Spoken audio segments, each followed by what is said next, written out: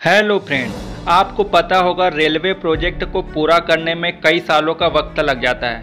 ऐसा क्यों होता है, चलिए जानते हैं। दरअसल किसी भी नई रेलवे लाइन बनाने का एक प्रोसेस होता है, जैसे सर्वे, डीपीआर, लैंड एक्विजिशन, टेंडर इत्यादि। किसी भी रेलवे प्रोजेक्ट को मंजूरी मिलने के बाद उस रेलवे लाइन प्रोजेक्ट के लिए सर्वे किया जाता है, जिसमें उसका रूट तय किया जाता है, जैसे कितने विलेज टाउन से होकर गुजरेगा, कितनी ज़मीन की ज़रूरत होगा, रेलवे लाइन बिछाने में कितने छोटे बड़े ब्रिज बनाए जाएंगे, कितने टनल बनाए जाएंगे।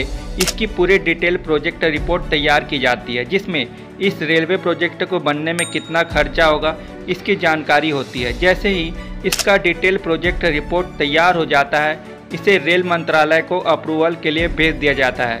इतना ही नहीं, रेल मंत्रालय भी तभी इस रेलवे प्रोजेक्ट को अप्रूव करती है जब इस रेलवे प्रोजेक्ट का financial internal rate of return और economic internal rate of return अच्छा हो, जिसमें यह देखा जाता है कि इस रेलवे लाइन बनाने से कितना फ़ायदा होगा।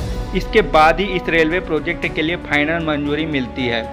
इसके बाद इस रेलवे लाइन प्रोजेक्ट को बजट में शामिल किया जाता है, जिसके बाद ही जमीन अधिग्रहण की प्रक्रिया शुरू की जाती है, जिसमें निजी ज़मीन, सरकारी ज़मीन, वन विभाग की ज़मीन से जमीन अधिग्रहण की प्रक्रिया शुरू की जाती है, जिसमें वन विभाग से अप्रूवल के बाद ही रेलवे लाइन बिछाई जा सकती है। कई प्रोजेक्ट ऐसे होते हैं जो वन विभाग से अप्रूवल नहीं मिलने के बाद पूरा नहीं हो पाता है।